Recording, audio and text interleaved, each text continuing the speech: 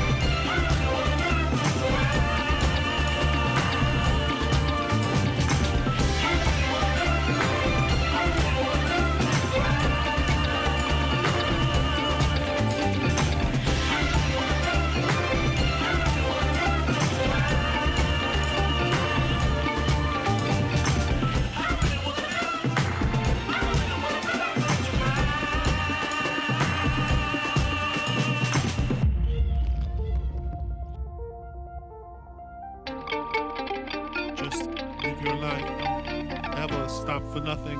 You know, you can do anything you want to. Be yourself at all times. Don't be afraid of nothing, nobody. Be fearless. It is all in your mind.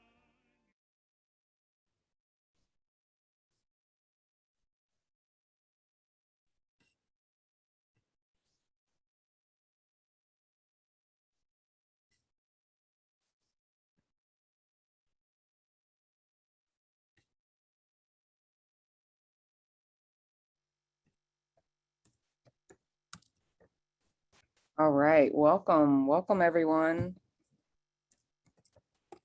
We're getting ready to get started here.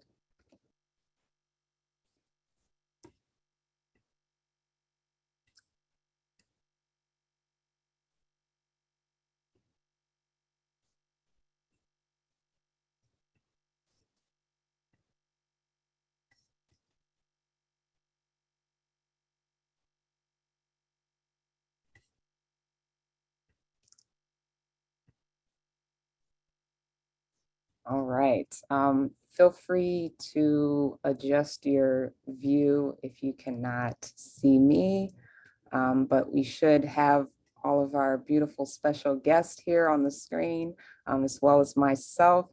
My name is Tiff Beatty. I'm Program Director of Arts, Culture, and Public Policy at the National Public Housing Museum. I'm honored to be hosting and moderating this event, which is to launch a project, as I'm sure most of you know, by Tonika Johnson, who is also in the room. I will welcome her shortly. But first, I just want to say that a brief introduction about the National Public Housing Museum. We're the only cultural institution devoted to telling the story of public housing in the United States. Our mission is to preserve, promote, and propel the right of all people to a place where they can live and prosper, a place to call home. On behalf of the team at NPHM, I'm so excited to welcome you to the official launch of Inequity for Sale, by Tonika Johnson. This is a brand new project which pairs contemporary art with historical narratives and catalyzes a more inclusive interpretation of the history of housing in the US, and particularly in Chicago, and even more specifically in Greater Englewood. And so we've been doing outreach to invite folks from all over the country. And we have some special guests in the room, and we've also been doing outreach specifically in Englewood, and we hope to have some Englewood residents speak up and talk about how they see this project directly impacting them and connecting to the history of the neighborhood. So first, before we get into all of that good stuff, I want to begin with the land acknowledgement to recognize the Indigenous people who are past, current, and future caretakers of the occupied land we call the United States. Next slide.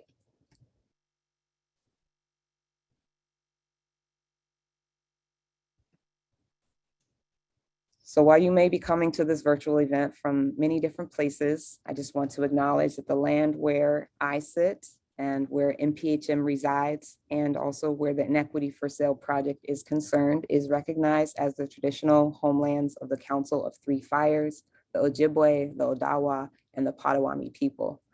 That said, several other tribes have called this land home. We also recognize the Miami, the Ho-Chunk, the Peoria, the Menominee, the Sac, and the Fox. We offer this acknowledgement as a way of showing respect and a deep step toward correcting the stories and practices that erase Indigenous people's history and culture, and toward inviting and honoring the truth. For many of us, last year, or maybe the last 2 or 3 years, marks the first time in our history we are learning Native history and culture, acknowledging our ancestors and the land. We are creating this relationship with the past in the present and asking what it means for our future. I also want to acknowledge the complexity of me, a non-Native person, doing a land acknowledgement. As in doing so, I'm still upholding a system of marginalizing Native people. In opening this event this way, I'm speaking to one point in time. As I have learned often in Native life, time is circular instead of linear. The past, present, and future are linked. It's important to take into consideration Native people's viewpoints as a way of seeing and being, and ways of interacting with the land itself as a sacred living being.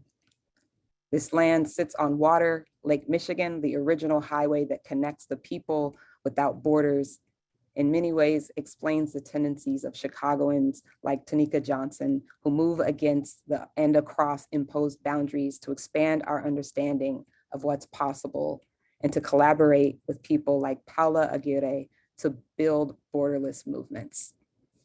I'll introduce Tonika and Paula shortly, but first we would like to share our agenda for the evening. Next slide. So we're going to start with a brief introduction to Inequity for Sale. Then we're going to have some comments on the potential impact of the project from our special invited guest. And then we will open up for a public comment period where we will ask all of you attendees to raise your hand, beginning with Englewood residents. And then we will come back to this idea of Black and Indigenous solidarity. And finally, we will let you all know how you can get involved. As I said, this is just the launch, so we're just getting started. And so we are really excited to bring you all into this process. And that's really what this event is all about. Next slide. Oh, actually, no slide for this.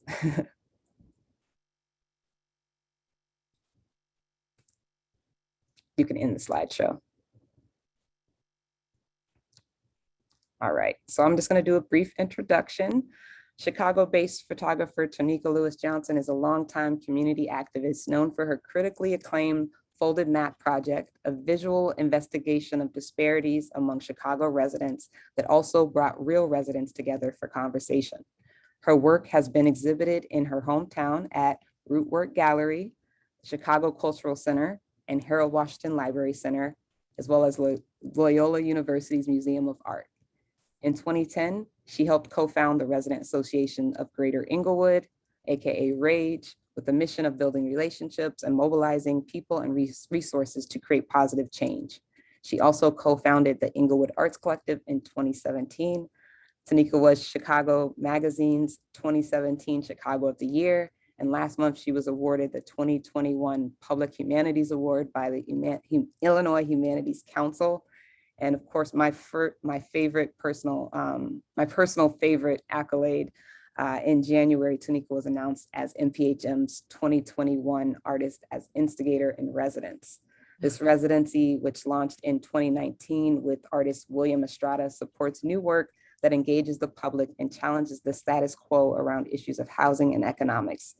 2020 NPHM Artist As Instigator Jen De Los Reyes was invited to create a project to help launch Inequity for Sale. Her project, Public Notice, was included as a part of a two-sided yard sign installed at various locations around Greater Englewood to mark the sites of Inequity for Sale, the public art project and self-guided tour you'll hear about today. Tonika will be joined by her longtime collaborator, Paula Aguirre, architect, urban designer, and founder of Borderless Studio. Please join me in giving a warm welcome to Tonika Lewis Johnson and Paula Aguirre. Oh, thank you. Mark, you can go ahead and pull up the presentation. And while you do that, I just wanted to just start the presentation by just letting you all know that, you know, my professional and personal relationships I've developed with many of you here are rooted in our shared passion for truth, restorative justice, fairness, and helping our community and city, and ultimately our world become better. And each of my relationships with you all specifically have contributed to the details that I've learned about this period of plunder in Chicago.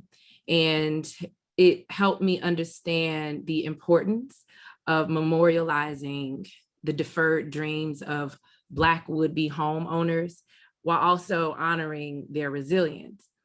And so as I have gotten to learn from each of you all, I have been piecing together this project that I would love to share with you all, because it is my hope that this project not only informs the larger public about this specific time period in Chicago, but also honors the dreams of those that came here to escape the racism that they were experiencing and to improve their quality of life. So I know that many of you all are doing work that speaks to addressing all of the issues that have resulted in us grappling with systemic racism. And so with that being said, it is my honor to share with you all the initial process and phases of Inequity for Sale. So I'm going to start that by telling you all just a little bit about how it all came to be.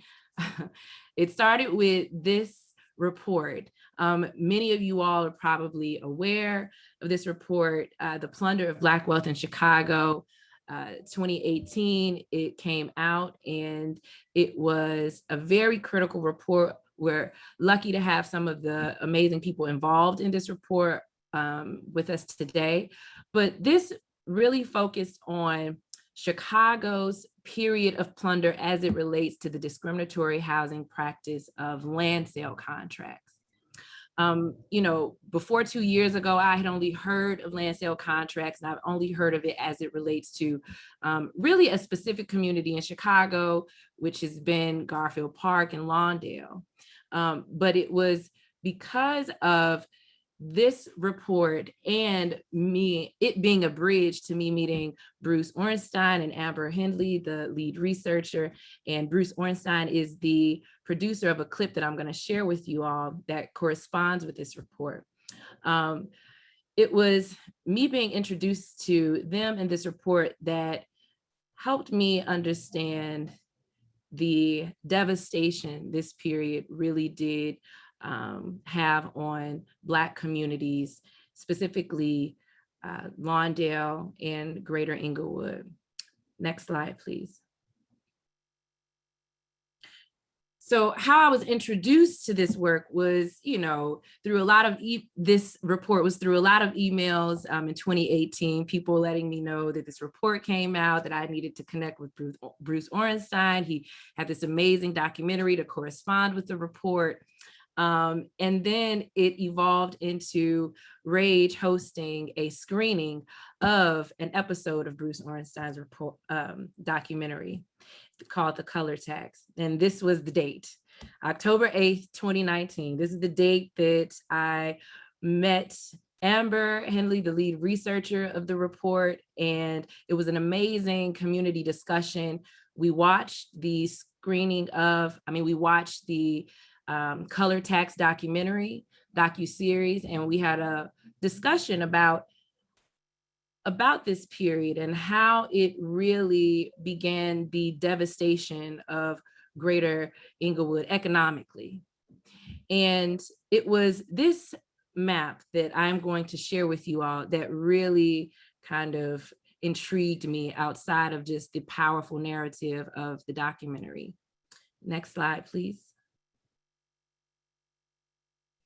Oh, I incorrectly misplaced it, but anyway, we'll get to the map. But the map shows all of the homes that were in Greater Englewood that were sold on land sale contracts in Greater Englewood. But in order for you to really understand the impact of this community conversation that Rage hosted, I'm going to share with you just a clip of the documentary that lets you all know exactly what a land sale contract is. And then also a story of a family that discovered that their home was purchased on a land sale contract. So not only was land sale contract discriminatory, but how it was, used was also very insidious. It was ultimately a lie. A lot of these homeowners didn't even know that their home was sold to them on a land sale contract. So here's an excerpt from Bruce's docuseries, The Color Tax, to help you understand what land sale contracts is. this is really the origin, in a modern sense, of the racial wealth gap in the United States. And in order to understand that story of how African Americans continue to be at such a position of disadvantage relative to whites all through the 20th century into the 21st century, long after the legal reforms of the Civil Rights Movement, to understand the perpetuation of that gap, we have to return back to this period and understand what were the mechanisms that put blacks at such disadvantages relative to whites.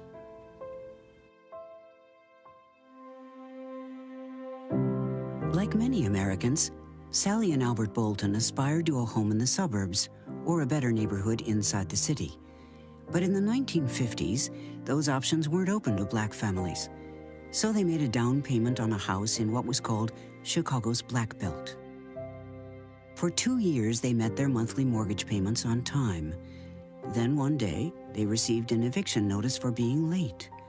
One time on one payment. That was when they went to see my father. Mark Satter was an attorney who lived in the racially changing neighborhood North Lawndale. What they asked of him was just to slow down the eviction. They said, you know, we only missed one payment. Like, we think we could pull this together. And if you could give us some time, you know, we could keep it. Reviewing the Boltons' papers, Satter was surprised to see that they had paid 3 times what the seller had paid for it. In fact, he explained to the Boltons, this isn't a mortgage, it's a rent-to-own installment contract. And the man who drew it up, Jay Goran, he's the real owner. After hearing this, they said we were misled in too many ways, and we want to sue him, and we want to stop this. As Satter prepared his case, he learned that the Boltons were not alone. And he realizes that throughout the south and west sides of the city, there are brokers who control large numbers of property, and they're all selling on contract, and they're all selling it at these huge markups. And he realizes this is horrifically dangerous. This was the way systems worked. It was a scheme by which someone, could go into a community and take one house and effectively turn it over and over and over and over again. You wanted to evict people. There was incentive to evict people. Evictions? Contracts? Why? Satter asked himself. What's happening here? Homeownership is the basis of a happy, contented family life. And now, through the use of a National Housing Act insured mortgage, is brought within the reach of all citizens on a monthly payment plan no greater than rent. And that's how it works. Say the price of the home you want to buy is $15,000. You make a down payment of $2,000 and the bank lends you the balance, which you pay off at $110 a month for the next 25 years. Part of your payment goes for interest. That's what the bank charges for loaning you the money. The rest pays down your loan. That's your share of the house. With every monthly payment, your share of the house grows. That's called equity. What if you decide to move? You simply sell the house and keep your share. And if the house increases in value, you keep that too. This is how America's building its middle class, and individual families are building wealth, their financial nest eggs. I know, that's how I bought my house, but that's not how black people are treated. Let me show you. It starts with speculators, also called blockbusters.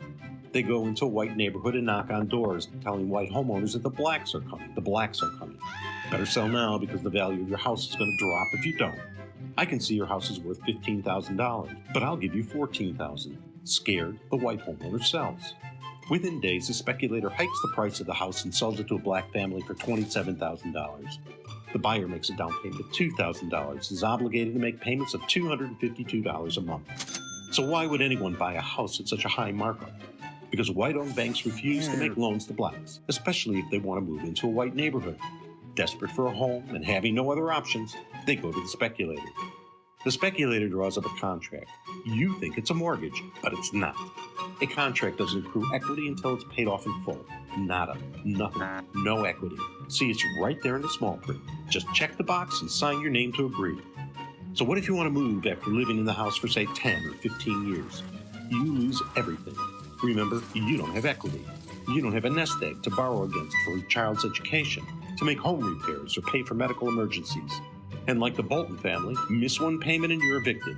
There's incentive to evict the buyer so the speculator can keep all the money the family has paid and then resell the house to another buyer. Since the Boltons came to me, I've seen court records of hundreds of evictions on this model.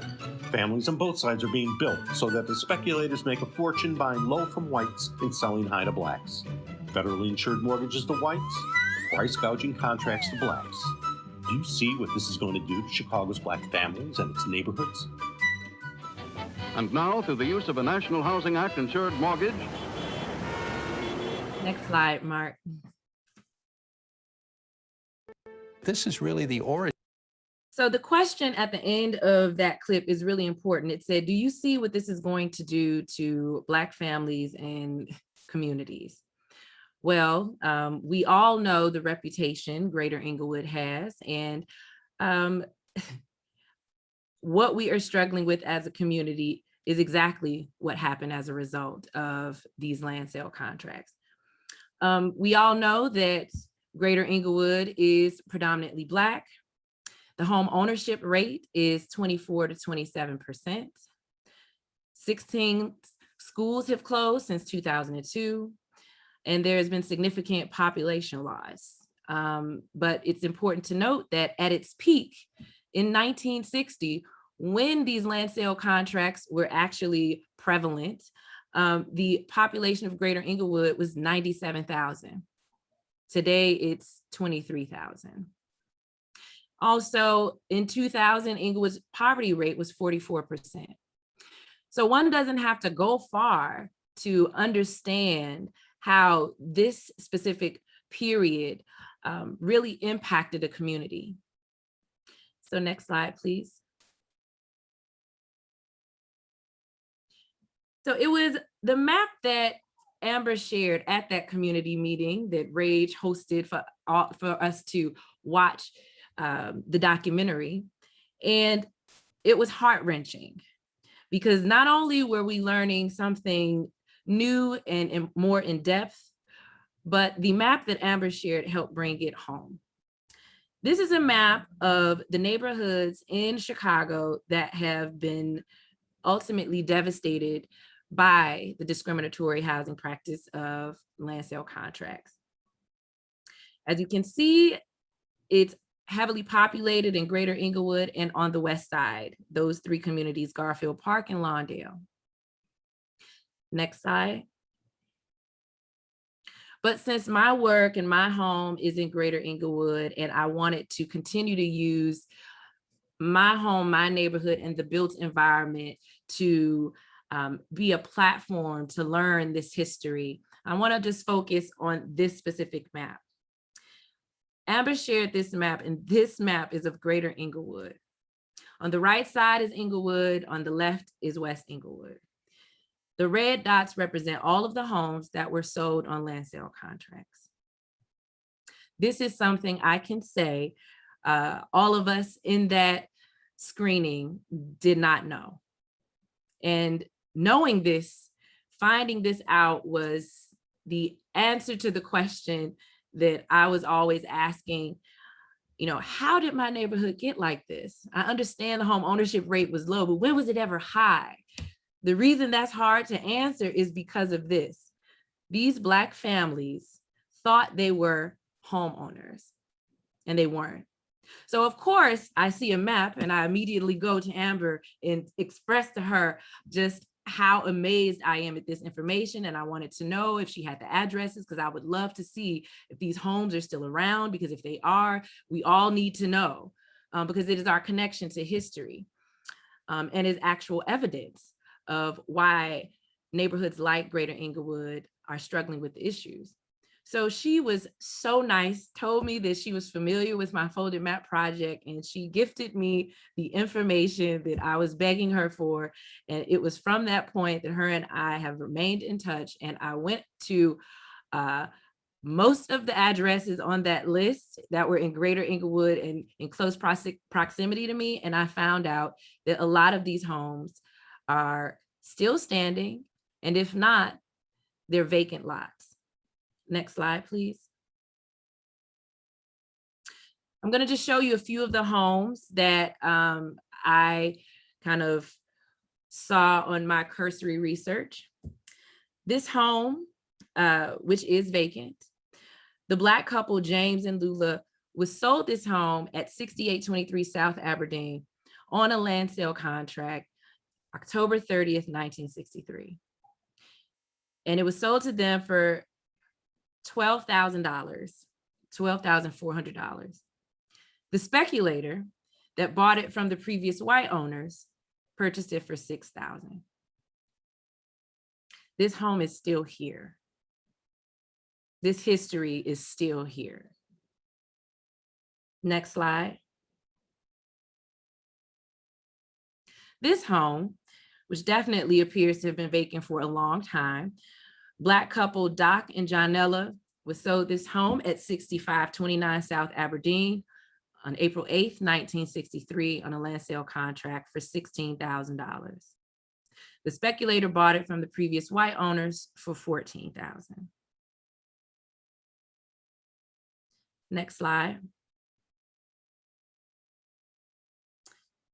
This home, Black man Willie Jones was, he thought he purchased this home at 7138 South Aberdeen on a land sale contract, February 9th, 1967 for $17,000. The speculator bought it from the previous white owners for $10,500. This is just a few of the collection of homes that I have included in this project to serve not only as evidence of this horrific period that extracted an extreme amount of wealth from Greater Englewood, but also other neighborhoods. The Plunder of Wealth in Black Chicago 2018 report cited that the total number of wealth extracted from these communities was upwards of $4 billion. So it wasn't this neighborhood has been impoverished. Black families came here with money. They came here with money and hopes and dreams to be homeowners. That was stolen from them along with their wealth. And so Inequity for Sale aims to create a collection of landmarkers for these homes. And when I told my longtime collaborator, Paola, about this project, my idea and my goal to have at least one of these homes be of a certified Chicago landmark, Paola said, why don't we just make landmarkers? And I said, we could do that. So we went on to create landmarkers, or in the process of creating landmarkers that we are going to install in front of about 10 to 12 of these homes in the initial first phase. And I am going to hand it over to Paola to kind of explain the design process and things that we want to include, because not only is this just a project, but it is an educational tool. And we want to ensure that it really commemorates not only this devastation, but the resilience of these Black families who came here with a dream and money they saved to pursue better opportunities. And what I was really interested in is how this information was forgotten, was hidden, and ways that we can uplift it to further the work that we're all doing. So Paola, I'm going to invite you on now to share the details of this process. Thanks, Tonika. It's always, thrilling to be part of this very complex projects, but also hopeful discussions that will shed light into the invisibility, right, that a lot of this injustices and inequities have been dominated. So hello, everyone. My name is Paola Aguirre, and my background is in architecture and urban design. And the piece that I want to share with you, and I will try to be brief because a lot of the important part of this project is not necessarily in the piece that is coming, but like in all the information that wants to be made visible. Can you go to the next one? We've been thinking, what are the dimensions of, bringing or visibility, but also exposure, and also making as part of the built environment this story of inequity. So all the way from the aspect that Tonika shared about generational wealth building systems, everything that has to do with real estate and how that's carried into the creation or utilization of instruments, financial instruments such as land sale contracts.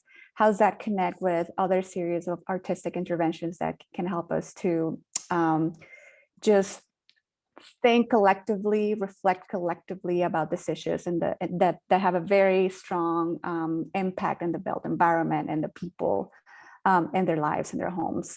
So this is just a way so you can get a grasp of the complexity of the parts or the elements of the project, that they're not going to happen in the next 6 months, but it's a scale that we like to think about. What are the possibilities when we try to address issues of this complexity? So they have to do with building visualization, with databases. Tonika already talked about some of them, about ultimately connecting with people and their stories, and how do we bring those into the public narrative.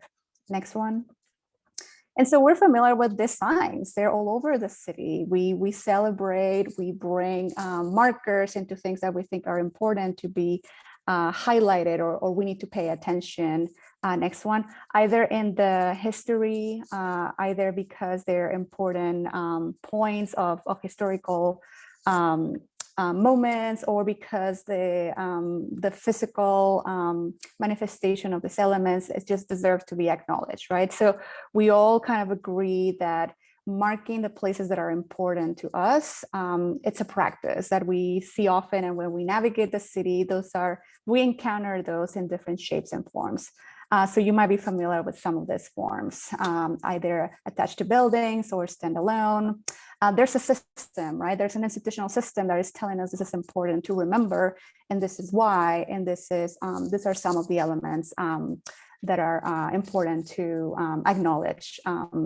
Usually in metal, because it's a very elastic material. Can you go to the next one?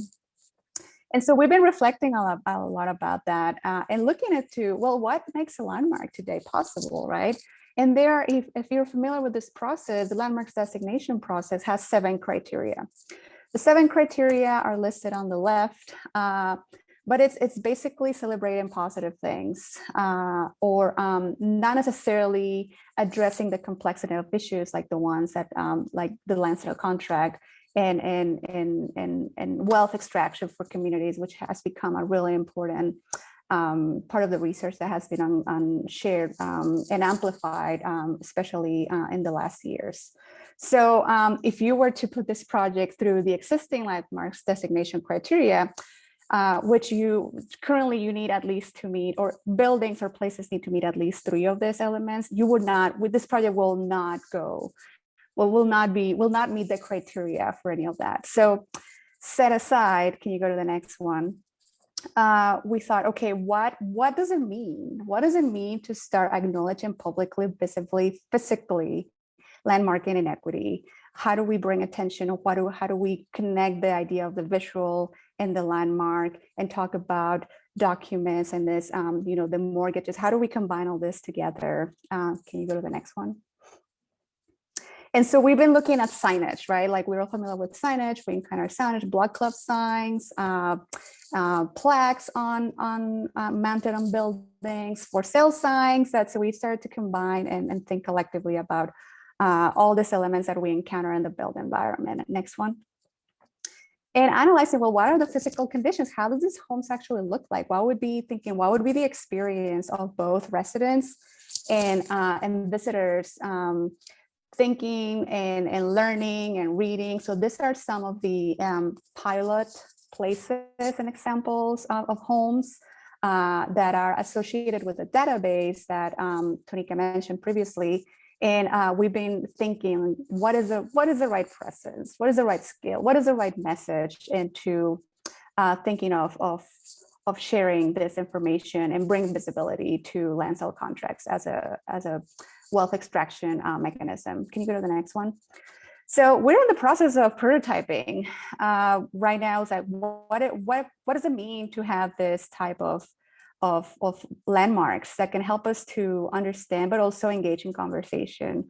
This was just recently just trying to see in real life or in place on site, like what is the type of messaging, what is the type of language, what is the type of material, what is the right height, how do we engage with the context and some of the immediate physical environment of this places. So that's where we are, and we wanted to share some of this process with you all, but also thinking like the larger questions that how do we make room, how do we think about this idea of landmark and inequity, and how do we push the boundaries on what we think in terms of ordinance today, how do we push the boundaries of considering what other forms of landmarking are important for collective memory. So I think that's the last slide, Tiff. I think I'm going to pass it back to you. Thank you, Paula. And before Tiff takes it away to the next part of the itinerary, I do just want to add that this project will roll out in phases, with the first landmarkers being happening within the initial phase. But one of the eventual goals of this project that's very important to note is acquiring one of these homes and renovating it so it can become a community gathering space, as well as a permanent art exhibition space for Folded Map. A lot of people think that it's been exhibited so many places, but it actually hasn't. And what better home for it to be than in a former land sale contract home that has been reclaimed by the community and is a place for education and gathering. So with that, I will pass it over to Tiff. Thank you. We can get the slides, we can keep the slides up. Also, there's a few questions in the Q&A for those of you panelists who are interested in engaging with the questions. Also feel free to engage in the chat if you are interested. Next slide.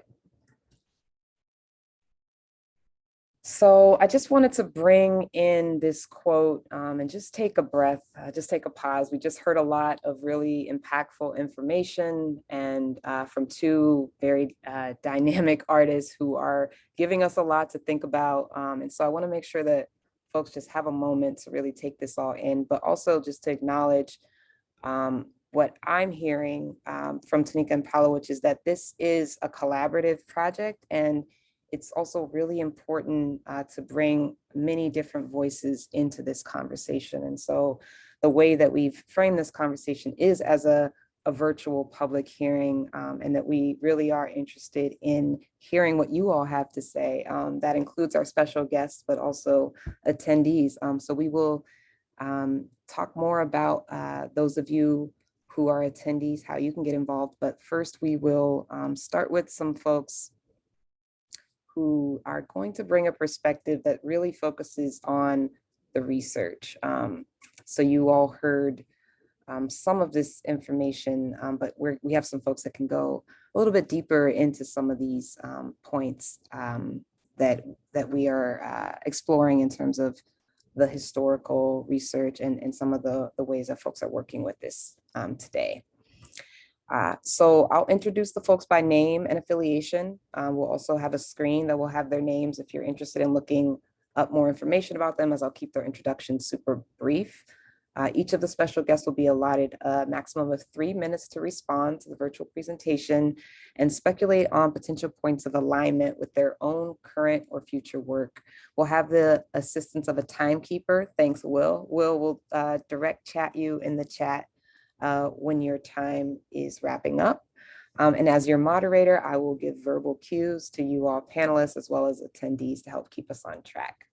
All right, so first we will hear from folks that we have categorized under folks that are advancing the research really around this, that is this project is rooted in. So just brief introductions of everyone, and then I'll ask you all to unmute and turn your video on and just jump in one after another. So first we have Dr. Maria Creason, as a professor in the Department of Sociology. and at the University of Illinois, Chicago, and a senior scholar at the Institute of Government and Public Affairs. She focuses her research on racial residential segregation and racial attitudes. Dr. Beryl Satter is on faculty at Rutgers University. Her second book, Family Properties, Race, Real Estate, and Exploitation, and the Exploitation of Black Urban America, told the story of her father, attorney Mark J. Satter, who fought exploitative, racially based real estate speculation in Chicago, and the many community activists who continued this battle after Mark Satter's death.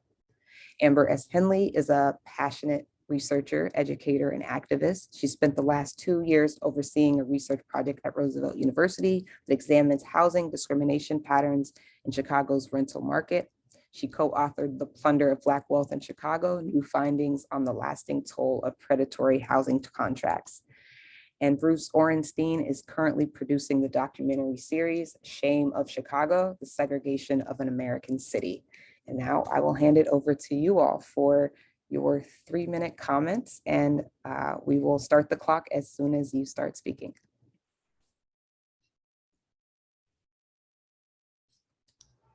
Okay, I'll break the ice here.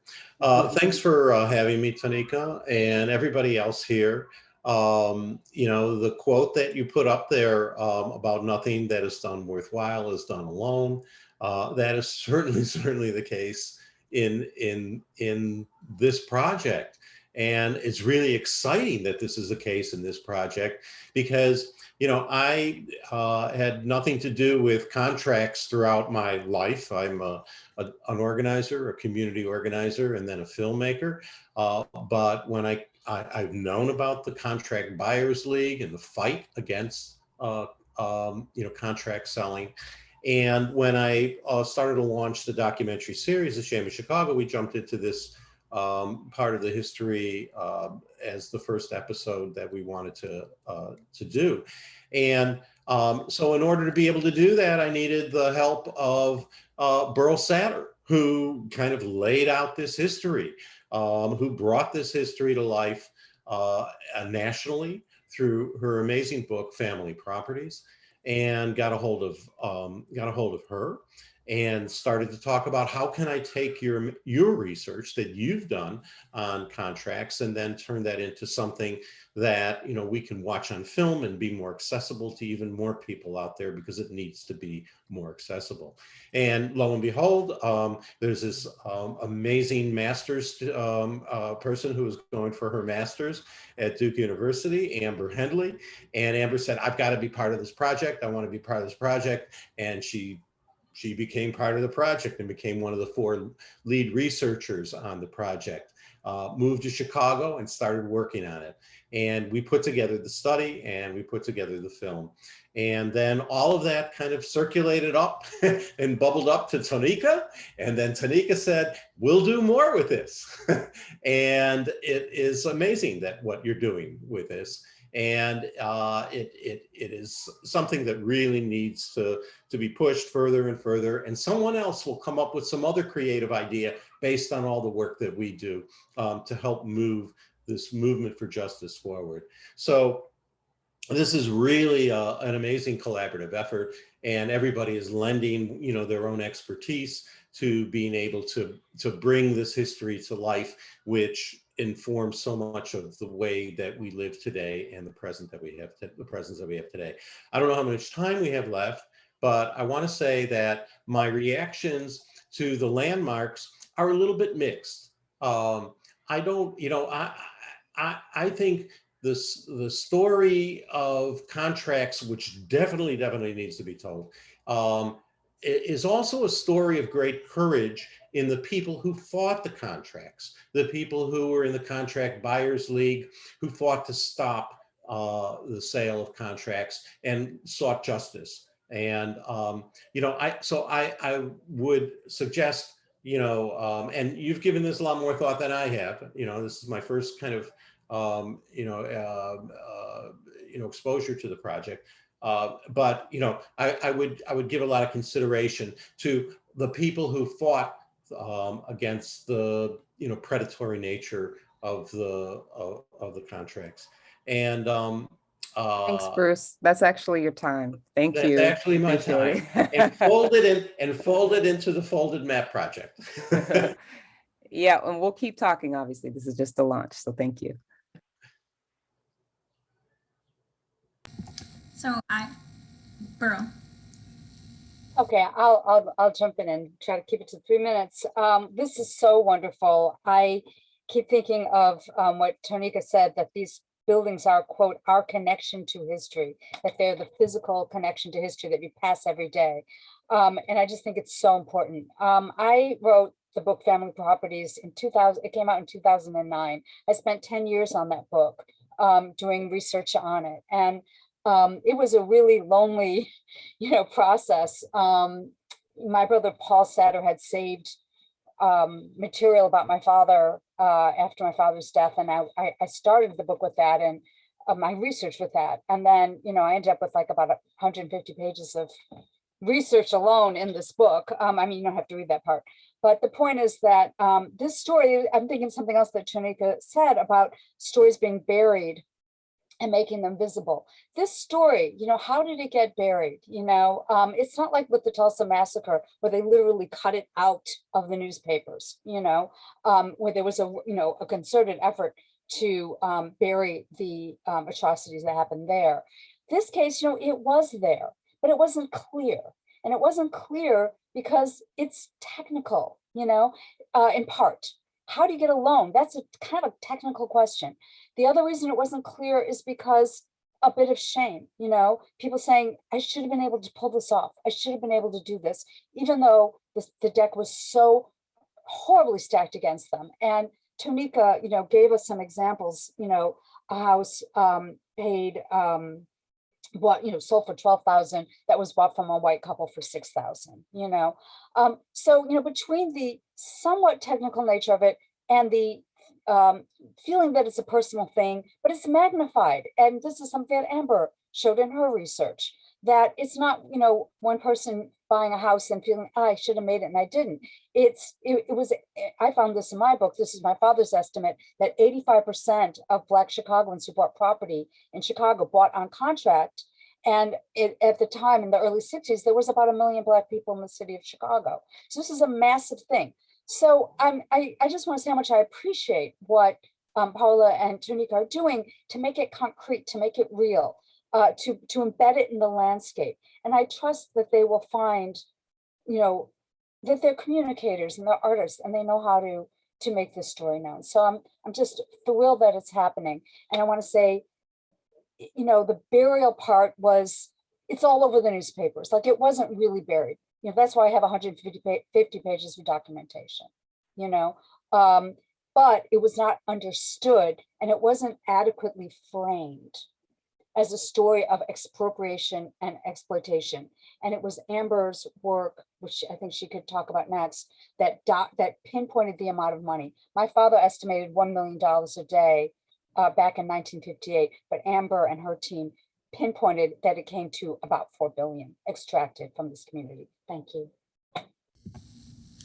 Thank you, Burrow. And I just want to say thank you to Nika and Paola, because just like Burrow, hers was 10 years, but this was a labor of love where, and I have to lift up Jack McNamara because he was my partner in crime throughout this process, because he and I were all about the research, but more so, what does this mean and what do we do now? It's great to know how much was stolen, but what do we do about it? Like, now we have the number and let's talk about reparations, or let's talk about what comes next. So I thank you for allowing me to continue this work, because we only had such a small amount of time to produce this report. One of the things, I think it's important to see these pictures. And when I saw the presentation, that meant so much to me, Tonika. Your folded map project is beautiful, but this was even more meaningful to me because I sat through those records. I read the interrogatories. I read the court reports, and to see the homes and to see Willie's home, and to understand like that from that home, that's how much was taken in this community. And I think it's important for people within the community to understand the history and the markers. This is where this happened. When we walk around and we wonder why we don't have investment, this lets us know this was not us. This is what happened, and this is how much was taken. The other piece when we were doing, so when I was working with you to extend the data set, there is the amount, the wealth that's taken from the markup, from the selling price to the buyer. But there's also a huge, and this was I saw in your wealth diagram that I'd also want to capture. So this is one thing I wanted to emphasize a little bit more is the appraisal gap, because not only was it extracted from that markup, but when I went through and looked at the values of those homes present day, they had depreciated in real value. They had all depreciated for the most part. And so I think this is just really important work. I'm really grateful again for the opportunity to continue to build this out, because it's important, and these homes exist in the community right now. And again, when I saw the pictures, because I hadn't seen the work yet, that meant everything to me. That meant everything to me. I just wish we could find some pictures of what these homes once looked like as well, but maybe we'll keep digging for that. I think that would be amazing. Just to speak to, we talk about the lack or the loss, but then there's also tying in that resiliency. So if we look at how much each year, how much was taken each year from these families and what they could have done with it, flipping that and saying, to say like each year, this is what we could build. Going forward in the future, this is what was taken from us each year, and this is what we're gonna get to invest, or this is what the city is going to invest, or this is what the banks, because I put them in the chat, I just called out US Bank because they acquired some of these savings and loans. I did the research for that as well. Okay, and that's my time. This is great. This is great, thank you. Okay, you all are hard acts to follow, but I'll try to dive in anyway. So I'm a sociologist. I've spent my career studying the causes of racial residential segregation. Most of my research is focused on the contemporary processes that perpetuate segregation and the inequities that it brings with it. To be sure, I knew the history of the litany of racist housing policies in this country. I intellectually understood the local, state, and federal policies that baked segregation into our cities. Words like redlining, blockbusting, racially restrictive covenants, highway construction, public housing siting decisions, the list goes on and on. But it was really just once in the 90s when I was in graduate school in Michigan, almost in passing, my mentor, who is an extremely accomplished segregation scholar himself, made reference to something that to my graduate student ears seemed like ancient history. Just a small footnote in the larger framework of relevant policies as a scholar of segregation. They were called something like contracts or contract sales or land contracts or buying on contracts. Honestly, I don't even remember the term that was used because it just meant nothing to me. As someone, as Burl referenced, as someone who's not well versed in financial and legal matters, I only just barely understood the mechanics of these things that he was talking about. And I imagine they must be pretty minimally significant since it was barely mentioned in the research on residential segregation that I was studying and learning from at the time. So fast forward a decade or so, thanks to the amazing work of the special guests at this hearing, that has begun to change. Beryl and Bruce and Amber, huge kudos to you to getting this into something that people can understand. Beryl, your story of land sale contracts is vibrant, poignant, and devastatingly damning. Duke, your team put together a dollar figure, and we all love the dollar figure. It just is a powerful message. So putting those two things together is amazing. And now, Tonika, you're going to make it even more real and more personal. So sociologists are good at using data to diagnose problems, test theories, draw attention to social inequities using fancy statistics, complicated stories, and sophisticated ethnographies. But we aren't always very good at connecting the dots between those structural forces and people's lives, of showing how those big, abstract, complicated technical forces impact everyday lived experiences and futures and promises and possibilities. As Tonika says, until we make it personal, we're never going to break down things like segregation and the inequities that it brings with it.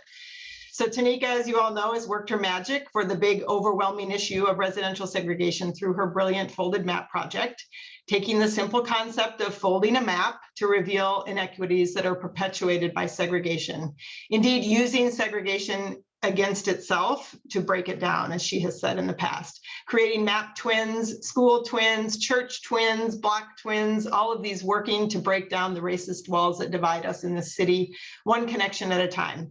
I have no doubt she's going to use her brilliance and the brilliance of the team that she brings together to shine another spotlight on this issue with this project. And now that I have my own students, I promise you, you all hear it here, I will never make the mistake that I made when I was a graduate student, dismissing this crucial story that must be part of how we understand the causes of segregation and its inequities in America. So through Inequity for Sale, Tonika will be making the telling of that story so much more possible and powerful. Thank you so much, everyone. We're now going to transition to our next section, which is the community section. We have Aisha Butler from RAGE. Cecile, I don't believe is actually able to join us, but I'm really excited to hear from Aisha about the history of the resident-led work and the potential impact of this project on the Greater Englewood community from your perspective as a co-founder of RAGE with Tonika, the group that really brought this research to the community, and also as your work as a developer in Englewood. Aisha, thank you for being here.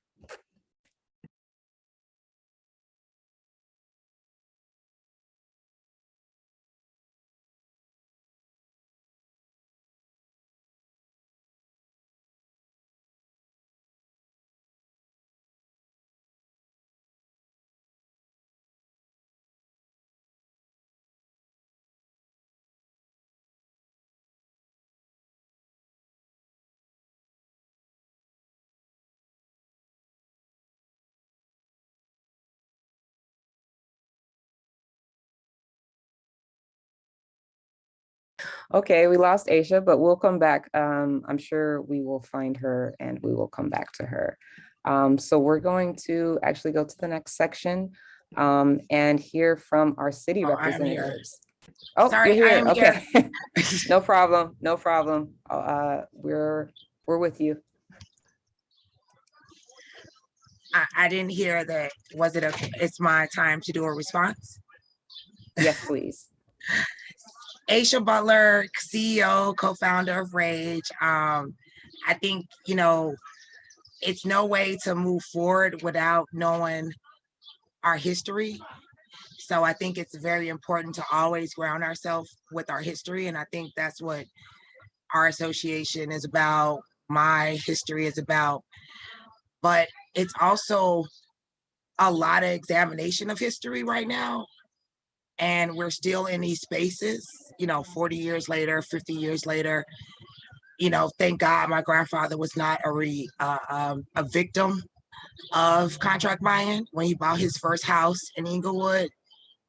But I think the work that was already shared, the reason why Buy the Block made sure that we shared this context is so that people understood the psychological impact that I didn't hear really talked about today. It is a psychological impact that some of these systems actually place on people of color, on Black people, just to be very explicit about that. And so when we talked about Buy the Block, we're very explicit to have you thinking that you can buy your whole entire block, because the idea of you just buying a home has barriers, right? And so we want you to think so far that you can acquire your entire block. And if I could be a model who purchased my block, I'm 51% ownership of my block, very proud for all the snaps of people who snap when they hear proud statements. You know, to have a 2-flat, to have a 3-flat, to have a vacant lot for $1. We wanted people to aspire to buy the block.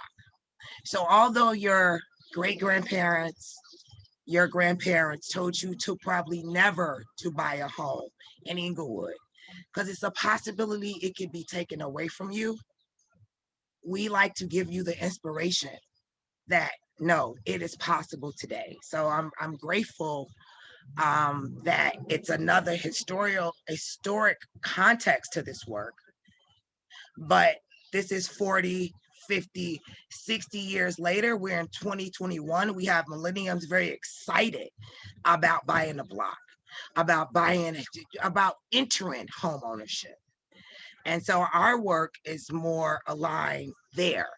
And so if it's a way to tie in the opportunity now, after you've heard the historic, brutal legacy of what your grandparents or great-grandparents went through, how can you stop that generational curse that was no fault of your own, and that you are a person who can buy your block?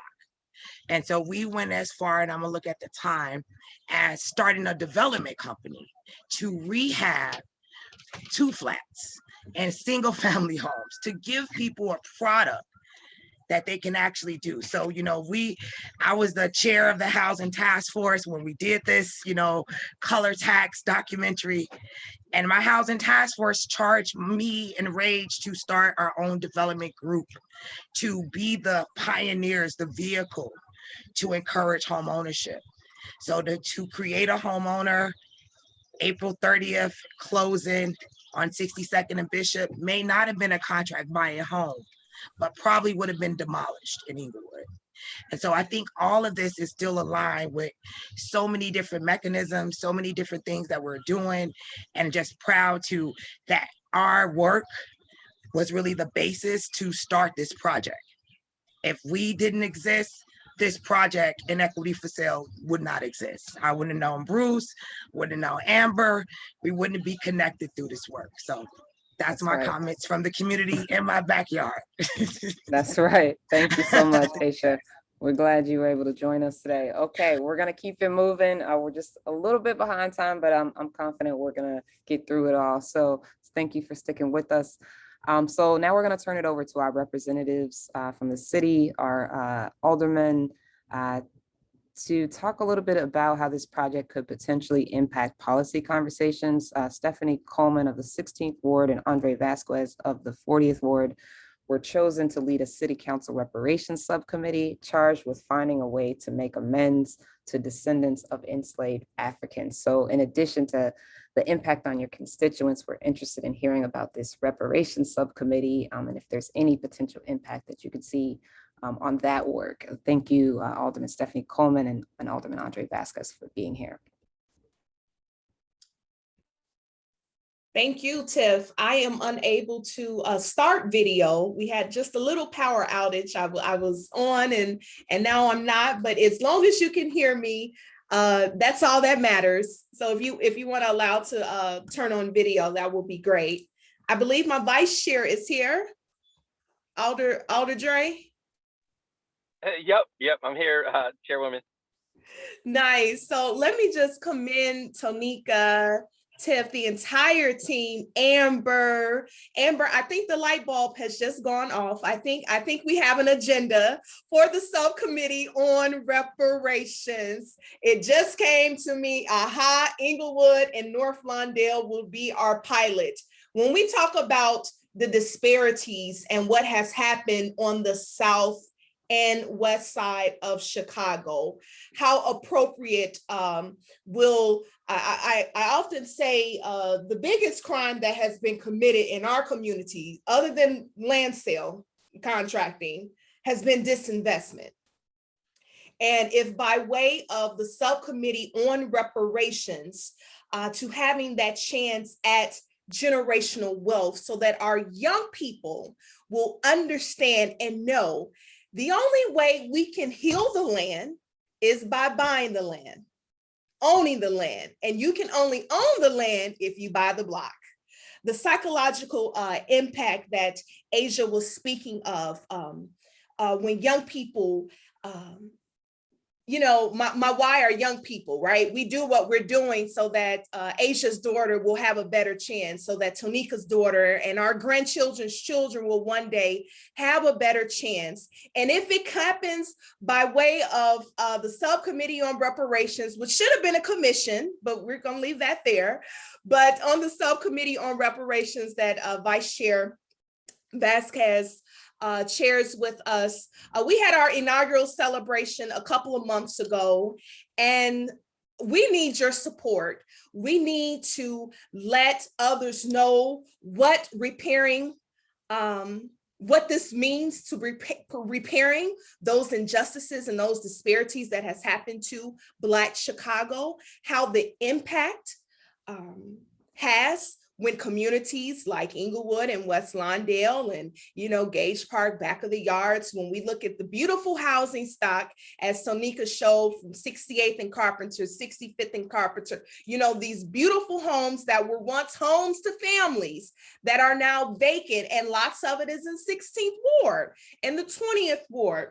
I just want to say thank you before I just start rambling, because the light bulb, Amber, hint, hint, the light bulb has clicked. And I think that bringing light to this and adding this to the agenda and policy, real policy with some real teeth and some real guts. So Bruce and Beryl, well, we'll be asking for lots of numbers and research and help on this. But this is the message. So I want to commend this coalition.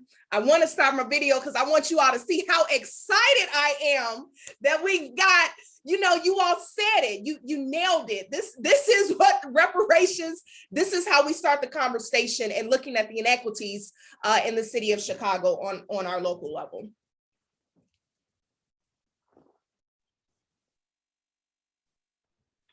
And Alderman Vasquez.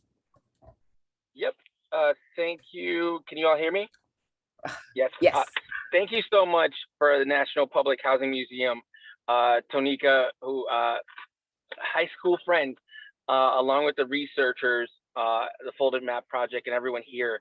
I really want to thank you for really framing and being able to tell a story. And I think Tonika used the word most aptly. It is plunder. If you're looking at what occurred, it is an attack on a people by white supremacists and capitalists. Like, let's call it what it is. It's people who came in there and extracted wealth from a community, and it is an attack. It is a theft, and thinking about not just the people and individuals who are affected directly, but what that does to future generations on that land. Why the city is so segregated. Why, when you then segregate a city, the way racist leadership would determine where funding would go for those communities. So when we talk about the effects of it now, when we talk about the lack of investment, violence in our city, all those other things, they all emanate from those first attacks. And so I am very happy to see that information out in a way that's digestible, because one, we need to make sure that people understand that. And I, being a North Side alderman, want to make sure that the people on our side of town who are far removed from that experience and that story understand it. Because when we make the case of what equity looks like and what reparations are, people need to understand this was intentional harm, and it is harm that is multiplied exponentially. So I look forward to not only moving forward with it, as the chairwoman said, her program, but also looking at the banks that benefited. The same way we ask businesses as a city council to let us know if they benefited from slavery, and that's part of law, we should be looking at what we require of the banks when we talk about which banks the city does business with. And so I think it's a very apt conversation to have. It's important. It's an important time to do so. And I look forward to doing everything we can, I can as vice chair, and that we can as the committee, to make sure things are moving forward and not just adding lip service to it. So I do think that's very important. And I definitely want to figure out ways to work with the group to make sure that the other sides of town also understand it. Because when we come to making votes and moving this stuff forward, I want to make sure the whole city understands. Because, for example, and I think we all know this, you spend $1.7 billion on CPD for a reactive measure that does not bring public safety. And you have to understand what the root cause of that kind of violence in the city is to address it. And it is emanating from here. And I look forward to working with you all to make sure that our neighbors understand it and we find real solutions that address the root cause. Thank you very much. Thank you. Thanks to you both. And Alderman Coleman, I'm glad that your video is on. We could definitely. Thank you. Thank you so much, everyone, for all of your comments. And Alderman Coleman, it's great to see you. We could hear the excitement in your voice, but I'm also happy to see you. All right, let's go to the next slide. And this is where we're going to open it up. So if you are a current or former Englewood resident, come to the front. If you have a question or comment, You can raise your hand now. We'll pause for a minute and then we'll open up to the rest of our attendees. But again, we want to start with our Greater Englewood residents, as this project is going to mostly greatly impact these folks who live in or near these homes that we're talking about. And we want to start with reverence and honor our residents. So feel free to raise your hand, and I will need probably a message to let me know someone's hand is raised. You can also write something in the chat.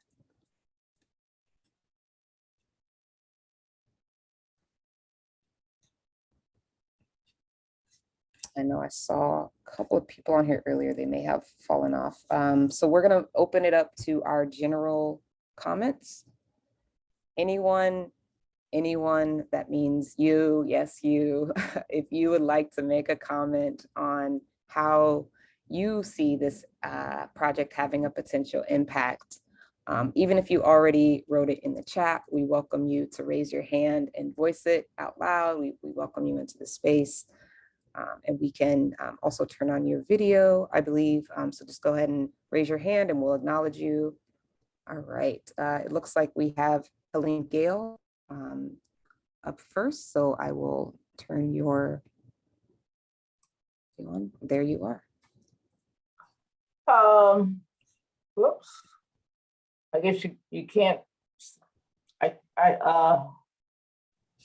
probably can't see me, but I don't really have a question. I just want to say to all the presenters how incredibly useful this information is, and just the whole area, how we take back our communities and really look at how we are thinking about investing in communities where there's been massive disinvestment, and how we give pride and hope back to communities.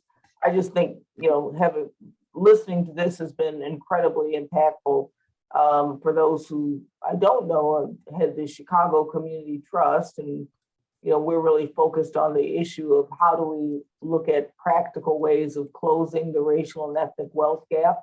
And I think the work that's being done in Englewood is exemplary of how communities can come up with solutions to really help to solve some of these issues of the economic inequity that really holds all of us back. And so, just want to say how happy I am to see this.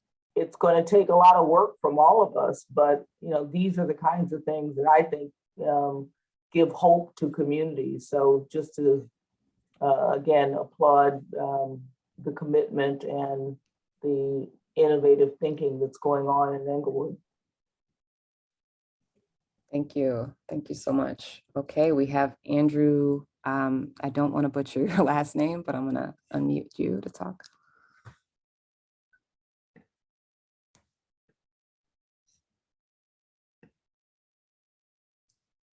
Hi, can you hear me now?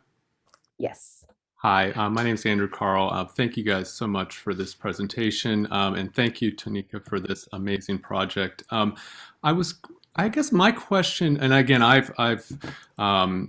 and Bruce and Beryl, and your work has been really instrumental to my own. And but one thing I was struck by in thinking about the question that, and the issue that the alderman raised a moment ago about kind of drawing attention to the north side and getting communities outside of the most affected areas involved, I kept thinking back to some of the work of the Contract Buyers League, in particular, some of the more provocative measures they adopted, such as protesting in front of slumlords' houses. And I know that, you can't put a marker in front of a house that was once owned by a contract seller, but I'm wondering if there had been any thought given to ways to actually recognize where the plunder went in terms of, how and how that has also shaped the landscape of inequality in Chicago and beyond. And I guess, and this isn't really a suggestion, I'm just kind of thinking about that in terms of how we can also take this story outside of the communities that were plundered and begin to think about how it shaped the city as a whole. Mm. Yeah, thank you for that question, Andrew. You definitely can sense what the upcoming phases of the project include. So yes, we are definitely considering and thinking about how we are going to call out those institutions or individuals that have benefited from this period. And currently Amber is working with a group of people to kind of identify who those individuals and institutions are. She definitely listed some of the banks in the chat. And so at a later date, the project will include creating a landmarker for either the institution or the individual. But that is going to just take a little time. And then also we wanted to kind of educate the larger public on just the whole issue of land sale contracts before offering, the the person or the institution that should be held accountable. So that's definitely something that we're thinking about and excited to kind of include and roll out in the later phases of the project. Thank you. And Tonika, we're going to keep you up here while you're here on screen, just to help us introduce our next and final speaker, Heather Miller, the former director of the American Indian Center. If you can just help me introduce Heather and tell us a few words about why you invited Heather specifically to respond to this project. Heather is a new friend, and I have been a fan of her work and her advocacy for her people, Indigenous people. It's very powerful, and obviously I connect to it. And so once her and I shared the being recipients of Field Foundation grant, I had the opportunity to connect with Heather even more. And so I was telling her over a year ago about the skeleton of this project, just land sale contracts, legalized theft. And she sent me 3 links. And it was links to the treaties of Greenville and the information around those treaties. And she just sent it, and I was like, what's this? Okay, let me check it out. And as soon as I read it, I understood exactly why she sent it. The ways in which Indigenous people have been stolen from through the technicality of contracts is very similar to this exact project, what the Black would-be homeowners went through. And me sharing that this project with Heather inspired her to send me information that truly motivated me to help bridge and build solidarity, not only with other groups of color, but specifically Indigenous and Black people, the kind of shared trauma that we have culturally and as a group of people by white supremacy in this country is so similar, and it really deserves acknowledgement. And there is no way I could have launched a project, continued to do this project without recognizing how we are on the land that we are on, especially when it is just as atrocious as land sale contracts. So that is why Heather is here. She, opened my eyes to a connection in history that is very important. And so I just wanted to give her space to kind of respond to the evolution of what I sent her via text. Now she's able to actually see it, see the design of the landmarkers, to see the homes, when before it was literally just a rambling text I sent her that I wanted her to know about my project. So thank you for being here, Heather. And I just want to give you a chance to kind of respond, since you have been able to see, what that text was really all about. Hi, everyone. Thank you so much. Tonika, it's just an honor to be here with you and to be a part of this evening and a part of this project. Well, first of all, for those that don't know, I am an enrolled citizen of the Wyandotte Nation from Oklahoma. My native heritage comes from my mom on her side. And the reason that I sent Tonika the links to the various treaties that I did. I actually sent her 3 treaties. I sent her a treaty to, or a link to the Treaty of Greenville, and then I sent her some links to the treaties of Chicago, both of them. Those are, incredibly important when we think about land. And so I know my section today is entitled, or Indigenous Solidarity, but what I'd really like to talk about is land solidarity tonight. I want to start our conversation off just way back, and I want us to think about a time, before we knew this country as America, before this country, before this place was known as America. This was a nation or a place full of tons and tons of different tribal nations. Everyone had their place. Everyone used the land in a way that was respectful and that understood its relationship with people, with the landscape itself, and with the plants and animals that were around ourselves. And so tonight, as we hear this conversation and we hear more about how these homes have been stolen, it makes complete sense, because this nation was founded on the taking of this land, incentivizing this land to have a value, to have a worth, to have a price to it. Now, I want to be clear, this land has absolute value. It's an incredible place. It has lots of important parts to it, but I want us to actually think about the land as a person. Once we start thinking about the land as a person, then when we look at these inequities that have constantly been happening to the land, it becomes even more real. We see how ugly these types of processes are. We've taken the humanity out of this land in order to incentivize it, to turn it into a profit, to make it a resource for people. And it's not that, land is just as much of a person as we are. This land has just as much of a responsibility to us, and we have a responsibility to this land in the same way that I have a responsibility to Tonika, or Tonika has a responsibility to me, because we're in a relationship.